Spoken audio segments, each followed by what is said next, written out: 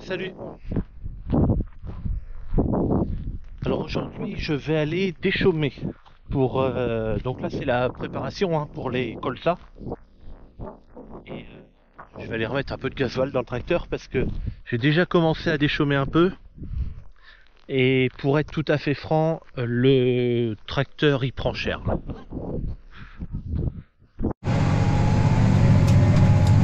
Ok, je viens d'arriver dans la parcelle. J'ai déjà fait tout ça. Bon après je travaille en travers, tu vois, mon champ normalement il est semé comme ça. Et moi là je travaille en travers. Mais ouais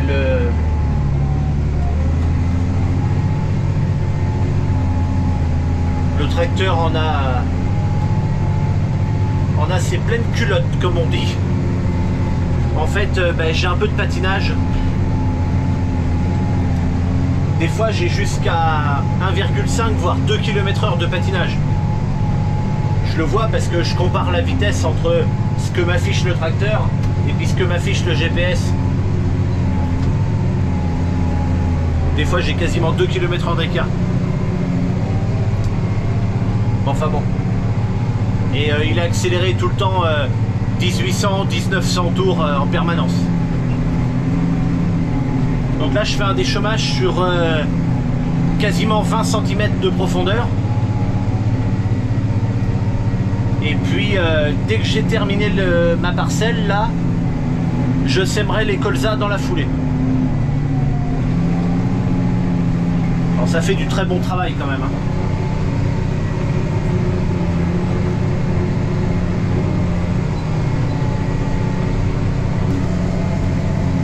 Là dans cette zone là, est-ce que c'était un peu plus humide pendant l'hiver?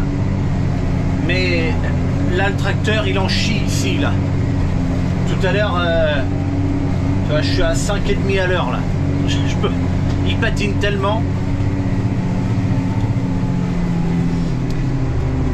J'ai réglé mon bouton là. Je sais pas si ça se voit, les petites lumières qui rouges et vertes qui s'allument. Alors là il n'y a que la rouge là pour l'instant, mais des fois elle clignote et puis des fois il y a la verte qui s'allume à côté. Et ces lumières là en fait ça veut dire que quand la rouge est allumée fixe, ça veut dire que le relevage demande à descendre. Après peut-être qu'il ne peut pas descendre parce que le réglage du déchaumeur l'empêche aussi de descendre. Quand c'est éteint, ça veut dire que le réglage est à sa bonne hauteur et il n'essaye pas ni de monter ni de descendre. Et quand c'est la lumière verte qui s'allume, ça veut dire que le relevage donne à remonter. Enfin c'est lui qui veut remonter, hein. C'est pas le déchaumeur qui le fait remonter par exemple. Et ce que j'ai fait là pour gagner un petit peu en motricité, c'est que j'ai tourné mon bouton pour que quand je travaille, je sois à la limite que les voyants s'allument. Donc là en fait ça s'allume rouge, vert, parce que mon relevage est tout le temps à la limite. Ça me permet de ne pas perdre d'adhérence. Ceci dit, si le relevage est à la bonne hauteur et que le tracteur se met à patiner parce que ça tire de trop, c'est pas ça qui va vraiment l'aider finalement. Mais moi j'ai pas de radar sur mon tracteur. Sur le New Holland par exemple il y a un radar, mais sur celui-là il n'y en a pas. Et ça aurait été bien pratique pourtant, surtout dans des situations comme celle-ci, parce que le radar, si tu veux, ça marche de la façon suivante. Je vais t'expliquer la façon que ça marche sur le New Holland, parce que de toute façon ça serait pareil sur ce tracteur là. Le radar regarde le sol qui défile dessous et t'indique la vitesse en km/h à laquelle tu roules. C'est donc la vitesse réelle à laquelle tu roules. Mais en même temps, il y a aussi une indication de vitesse sur l'arbre de transmission. Et donc, si les deux indiquent la même vitesse, par exemple, admettons 8 km/h, si la transmission indique 8 et que le radar dit 8, ça veut dire qu'il n'y a pas de patinage du tout. Mais si à un moment donné, la transmission continue de dire 8 km/h, mais que le radar, lui, dégringole à 7 puis 6 km/h, ben, ça veut dire que ça patine du coup, parce que le tracteur, les roues elles tournent, mais le tracteur avance plus. Et avec cet interrupteur là, celui-ci, j'ai la même chose dans le New Holland. Tu peux régler un pourcentage de patinage. Et en fait, quand le pourcentage est atteint, ça donne à faire relever les bras de relevage pour redonner de la motricité au tracteur. Et moi, ça m'aurait plu d'avoir ce système-là sur le Deutz, parce que là, tu vois, aujourd'hui, je l'aurais mis. S'il y a un petit peu de patinage, je l'aurais pas déclenché, mais à un moment donné, quand il y en a trop, j'aurais voulu qu'il donne juste à se soulager un peu, redonner un peu de poids sur les roues, ça repart, et dès qu'il n'y a plus de patinage, hop, ça redescend au réglage qui est, enfin que moi j'ai mis avant quoi.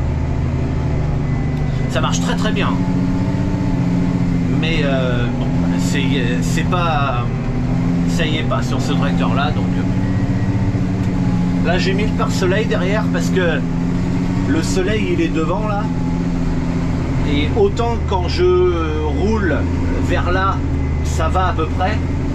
Par contre derrière, comme je suis plus près de la vitre arrière que de la vitre avant, ça me chauffe le dos et les épaules. Et en mettant le pare-soleil là, ça va vachement mieux. Ça fait du bon travail hein, vraiment hein. Et là où je suis content, tu vois, c'est que ça se voit, tu vois, il y a des touffes. Alors tu as des touffes, certaines c'est du blé hein. Mais tu en as d'autres, c'est des touffes de raies gras. Comme j'avais fait voir dans une vidéo, j'avais des touffes de raies gras un peu partout. Et là, ça les arrache bien, là. Donc ça, c'est cool.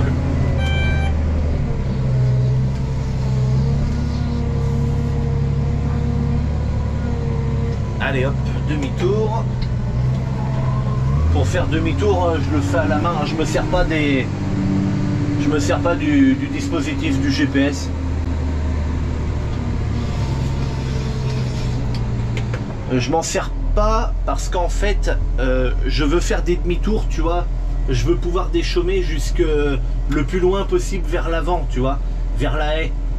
Ça m'empêche pas que je ferai quand même 5 passages parce que ces 5 passages là me feront mon point de repère quand je vais semer pour savoir à quel moment je dois relever et poser mon semoir. Ça évite qu'il y ait trop de recroisements dans les bords, puis ça économise un peu de graines. Mais si j'utilise la fonction de demi-tour automatique avec le GPS, il me fait relever trop tôt mon outil. Alors c'est logique parce qu'en fait, si tu veux, le GPS, tu vois là par exemple, je suis sorti là du champ, la ligne rouge c'est la limite du champ. Et tu vois là mon outil il est considéré comme en dehors du champ. Et en fait ben, c'est à peu près vrai parce que le bout là-bas je suis sorti parce qu'en fait ça fait un virage là. Donc le bout de l'outil est vraiment presque sorti ou en limite. Et le GPS, ça, il permet pas de sortir du champ, ni le tracteur ni l'outil. Donc il prend plus d'aisance en me faisant relever plus tôt, mais moi je veux pas. Alors il y aurait peut-être une combine quand même pour pouvoir faire demi-tour plus loin dans la parcelle. Ce serait de créer une ligne virtuelle. Là j'en ai pas, mais tu sais, des fois je l'ai déjà expliqué en vidéo, c'est une ligne noire que je fais afficher qui suit généralement cette bordure là rouge. Je m'en sers quand je veux faire un point de repère avec le pulvé ou avec l'épandeur rock. Je fais une ligne à 12 mètres ou à 18 mètres du bord et puis je suis moi bêtement en tenant le volant, au moins pour faire le tour du champ, puis après je prends mon autoguidage pour faire le reste. Mais cette ligne à l'intérieur, on peut également lui dire qu'elle se mette à l'extérieur du champ. C'est-à-dire que je peux créer une ligne à 4 mètres ou 5 mètres à l'extérieur du champ. Et alors, j'ai jamais essayé, mais je pense qu'en faisant comme ça, le demi-tour automatique prendrait comme limite la limite virtuelle en dehors du champ, ce qui me ferait que je pourrais me rapprocher bien plus du bord. Par contre, ben, tu vois, comme de l'autre côté, à l'autre bout du champ là-bas, c'est un champ qui est en chaume à mon voisin. Donc en fait, je vais jusqu'au bord du... Alors je fais demi-tour dans mon champ à moi quand même, mais quand je recule, mon outil derrière, il est dans son champ à lui. Mais moi, je mets jamais les roues du tracteur dans son champ, je reste dans le mien. Mais mon outil dépasse dans son champ. Si je fais en sorte que le GPS m'autorise à faire ça là-bas, ça veut dire qu'il va m'autoriser à faire ça ici. Et là, il y a la route, donc ça va pas. Et puis après, à partir de maintenant, il y a la haie qui recommence. C'est-à-dire que ça aurait marché pour un bout du champ, puis après, il faut changer le réglage. J'ai pas envie de faire ça. Mais c'est possible. C'est possible de mettre une limite, par exemple, même si tu mets 1 mètre à l'extérieur du champ, ça permet de te rapprocher un peu. Des fois, ça peut être suffisant. Hop, allez, marche avant. C'est reparti. Hop là. Et je pose mon outil tout de suite.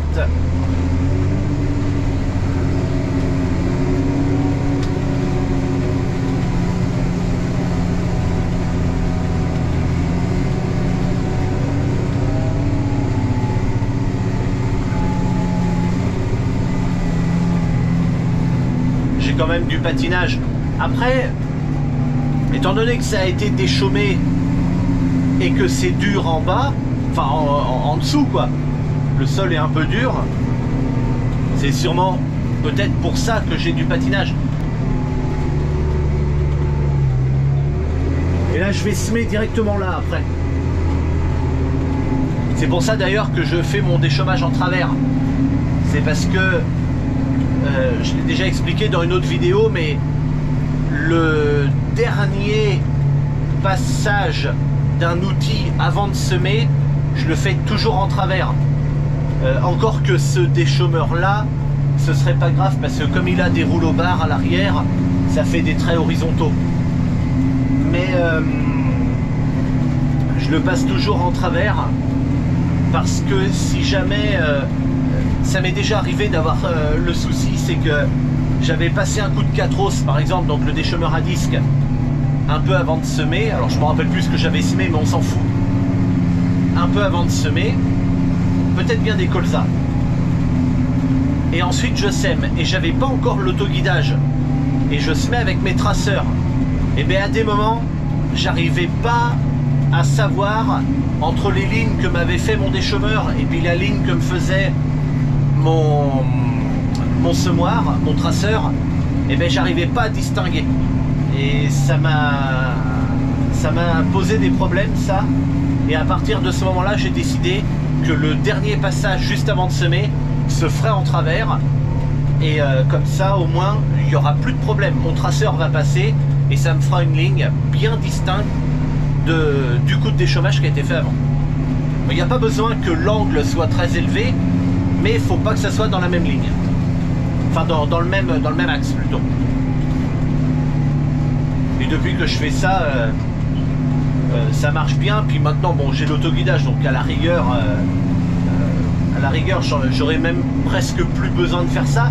Mais je continue quand même de le faire parce que si par malheur l'autoguidage venait qu'à avoir un dysfonctionnement et que je ne puisse pas l'utiliser, et ben j'utiliserai mes traceurs et puis je l'aurai encore dans le...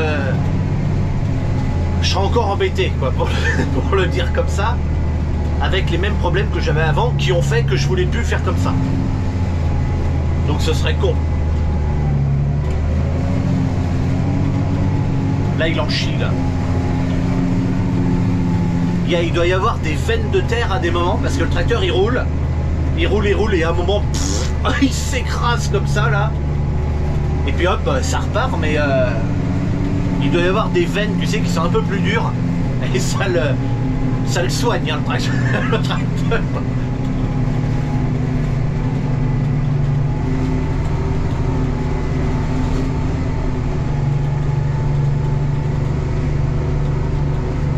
Bon, ceci dit, ça fait quand même du très très bon travail.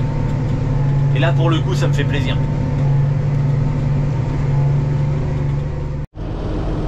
Bon, je suis descendu un petit peu du tracteur. Je l'ai laissé à l'ombre. Ça, la clim va le refroidir un peu.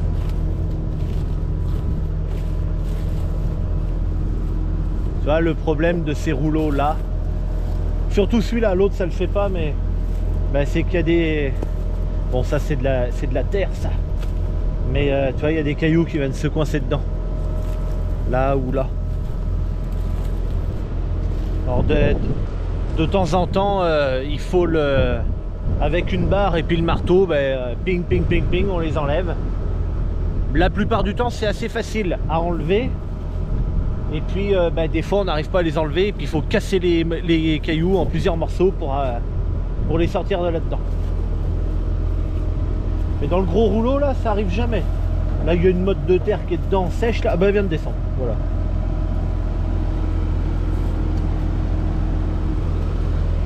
Bien. Toi quand j'arrive au bout là, ça fait des sacrés morceaux. Mais ils seront brisés plus tard. Et en plus ici, tu vois, j'ai une entrée de champ là. Normalement moi je rentre toujours dans le coin là-bas où il y a la haie. Mais j'ai une entrée de champ là qui sert aussi quand on moissonne ou... Bah tu vois là par exemple à midi je suis sorti là pour aller manger. Je suis re-rentré par là quand je suis revenu en début d'après-midi. Donc ici c'est sûrement un peu plus tassé. Là c'est le passage de traitement là. Donc là ça fait des gros morceaux là. Mais je vais y passer une deuxième fois. Tu vois là par exemple on peut voir l'effet du rouleau. Alors toujours dans le passage de traitement. Tu vois qui a réussi à casser là la motte de terre. Mais sinon si je m'éloigne un tout petit peu à partir de là par exemple,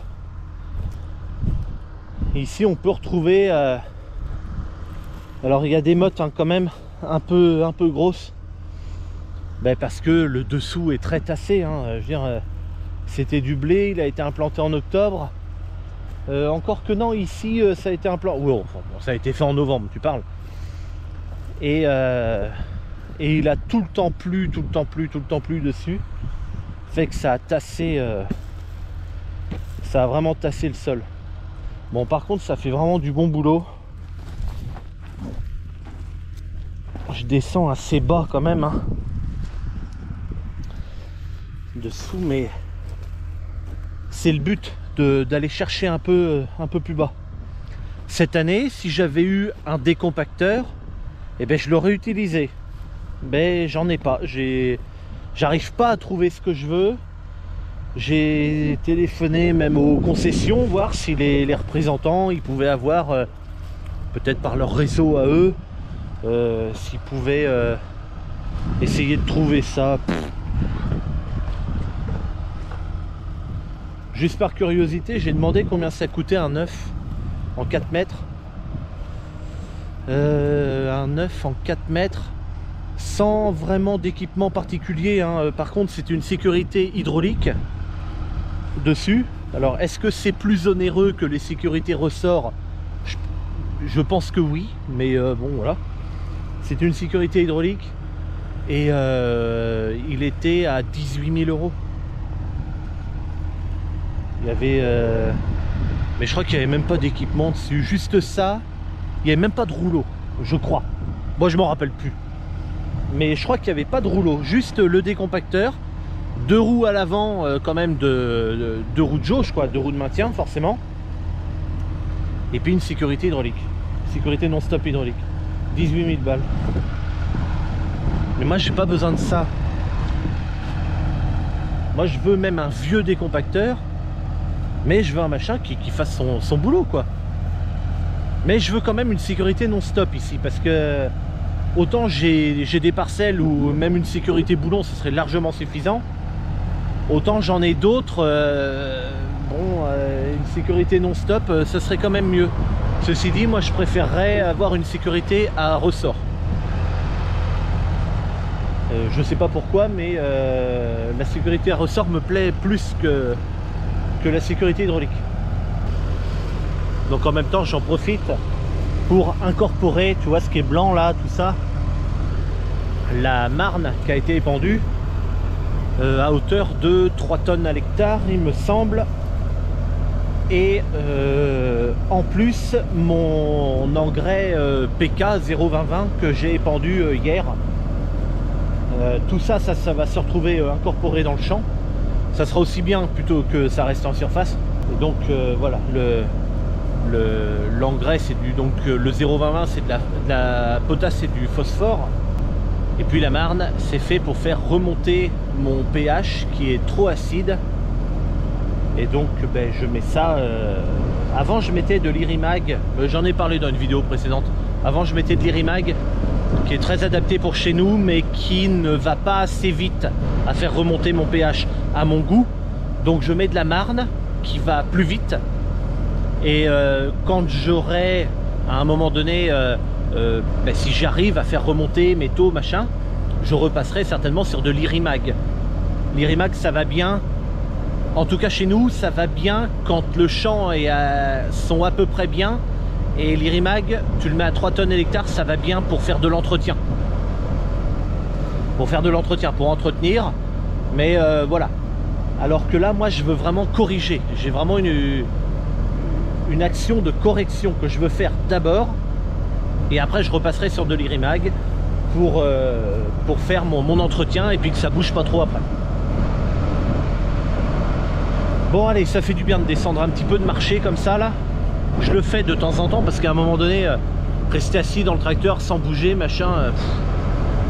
Donc tu descends, tu fais un peu le tour de la machine, c'est juste 2 minutes comme ça. Ça te fait marcher un peu, puis hop c'est reparti. Puis tu prends l'air aussi parce que avec... c'est pas qu'il fait spécialement très chaud dehors, mais dès que tu es au soleil, ben, ça tape un peu plus. On est au mois d'août quand même, hein, c'est le soleil d'août. Mais surtout avec toutes la surface de vitre qu'il y a, ben, il fait tout de suite très très chaud dans la cabine. Donc tu es obligé de mettre la clim. Et il y a beaucoup de poussière également, donc tu es obligé de fermer les fenêtres. Donc tu es obligé de mettre la clim.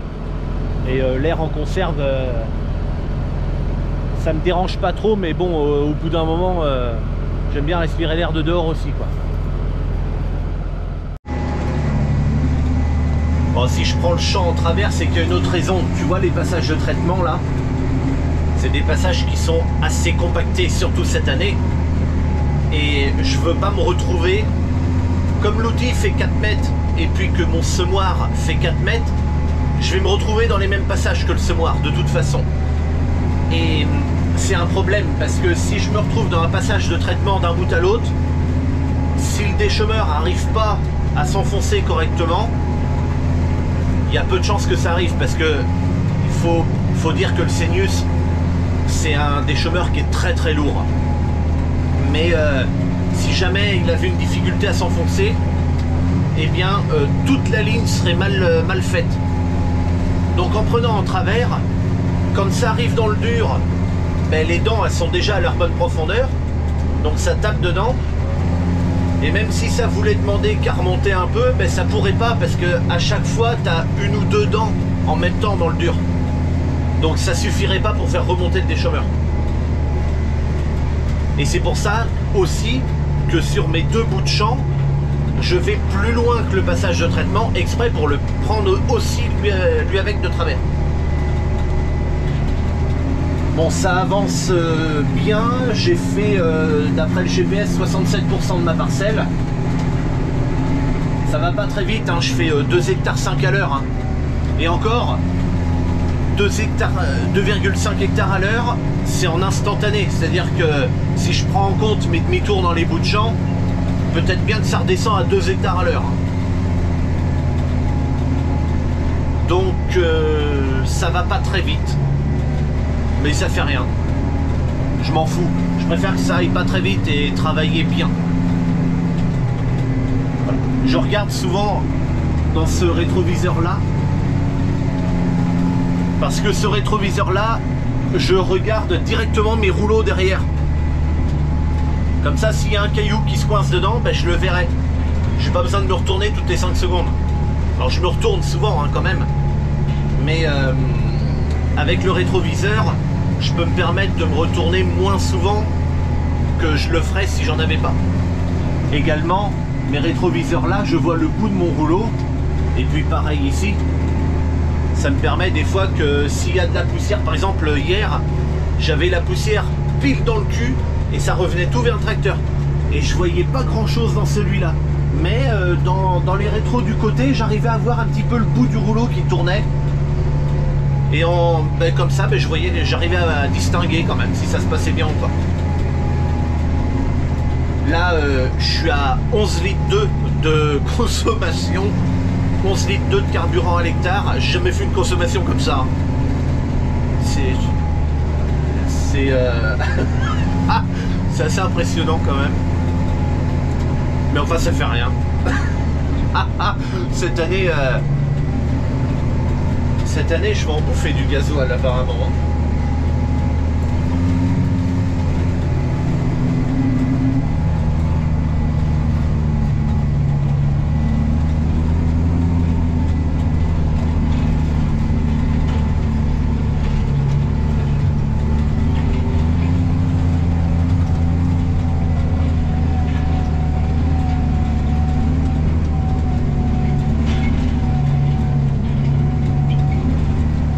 De temps en temps, je regarde si j'ai pas enfin je le fais à chaque bout quand je relève, je regarde si j'ai pas une dent qui est rétractée.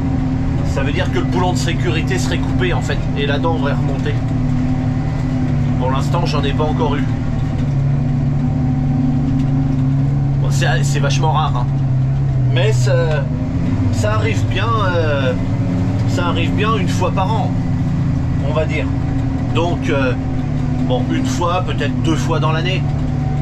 Mais si ça arrive que 1 ou 2 fois par an, on peut considérer quand même que c'est assez rare. Et puis des fois, c'est peut-être simplement parce que le boulon de sécurité était fatigué.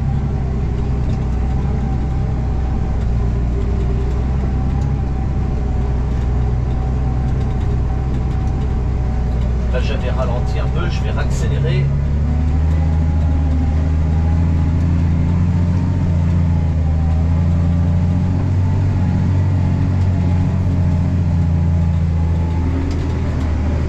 Je roule à 7,5 km/h. Je veux pas rouler. D'habitude, je roule à 8 avec ce déchômeur-là, quelles que soient les conditions de la terre, de tout ce que tu veux. C'est 8 km/h. Voilà. Ça pourrait aller plus vite. Hein. Mais voilà, moi je travaille à 8 parce que c'est comme ça. Là, je ralentis un peu, 7,5. Je sais pas si ça sert vraiment à grand chose, mais j'ai l'impression que si je roule plus vite, j'ai peur de casser mon outil. Ça se trouve non, hein, mais c'est dans la tête, je pense ça. Donc voilà. Allez, ça commence à se terminer. J'ai plus que ce petit pointu à faire là. Donc c'est très bien. Donc c'est très bien. Il y a un peu de soleil qui revient, mais en fait, tu vois les nuages là, ça a fait ça toute la journée en vrai. Il a fallu que je rentre parce que j'ai eu j'ai pas eu une panne sur le déchômeur, mais j'ai une bride du rouleau, il y a un boulon qui a coupé. Donc il a fallu que je rentre parce que comme de bien entendu, le filetage était resté dedans quoi. Donc il a fallu percer dedans, enfin bon bref, il a fallu le sortir et puis remettre un autre boulon. Donc voilà, là j'ai perdu je sais pas, j'ai pas été arrêté 3/4 d'heure facile. 3/4 d'heure, oui, parce que j'en ai profité après pour graisser vu que j'étais là-bas. Mettre un petit coup d'huile et de graisse. Et puis... Non, puis c'est tout, je crois. Mais j'ai pris du temps parce que ça voulait, évidemment ça voulait pas sortir quoi, tout était coincé. Hein. Enfin bon, c'est remis maintenant. Donc après j'aurais plus que mes tours de champ à faire. Enfin, le bout là-bas, cette bordure là et cette bordure là. Mais bon, quand il restera plus que ça à faire, ça ira. Surtout que j'essaye d'avancer au maximum vers la route, enfin vers le bord du champ. Ce qui fait que quand je vais faire mes tours, je vais avoir 2 passages où ça n'aura pas été déchômé, tu vois, là par exemple, il y a au moins 2 passages, et puis à partir du troisième, je commencerai à repasser sur ce que j'ai déchômé, Donc je pourrais me permettre de rouler un peu plus vite. Bon, je vais pas multiplier ma vitesse par 2, mais je pourrais aller un peu plus vite. Et il faut que je fasse... Après on verra, parce que si ça se trouve, je ferai, admettons, 3 passages. Et avec 3 passages, ça rattrapera complètement ce que j'ai fait là. Et je ferai pas le 4e, par contre je ferai le 5e. Je veux absolument faire le 5e passage parce que c'est celui-là où il y aura le passage de traitement. C'est également celui-là qui me sert de point de repère pour lever et baisser mon semoir. C'est pour ça que le 5e passage, je veux absolument le faire. Et puis si j'ai pas besoin de faire le 4e, mais ça m'économisera un passage, quoi. Bon, puis voilà. Mais j'en sais rien, ça dépend. Là il est 6h20. 18h20. Et je sais même pas quand je vais commencer mes champs.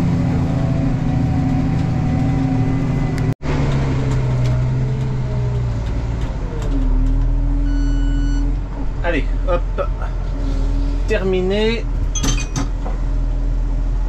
Là, je vais prendre ma ligne. Normalement, c'est celle-là. Oui.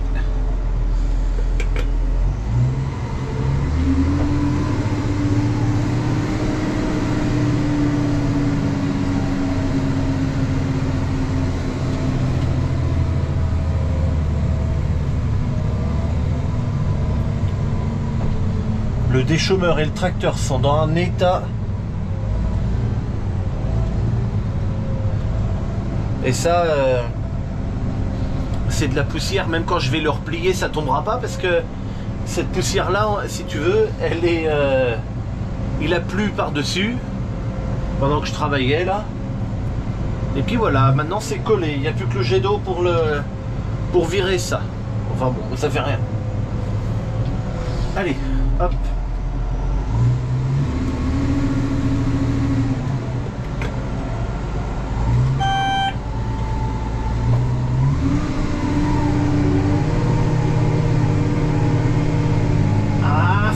Coco.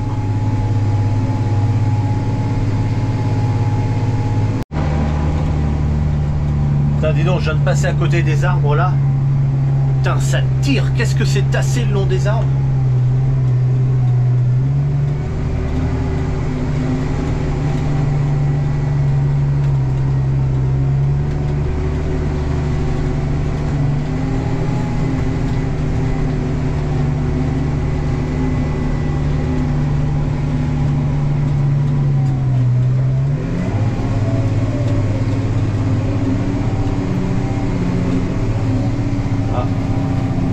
Là, le tracteur s'énerve. Apparemment, il y a eu un...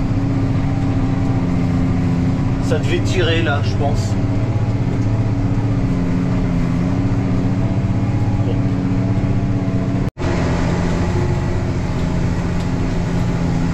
Allez, j'ai commencé ma bordure.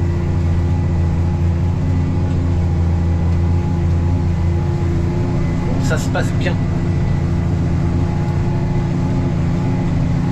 Donc moi sur cette bordure, eh ben, je vais te dire à bientôt pour une prochaine. Allez, salut!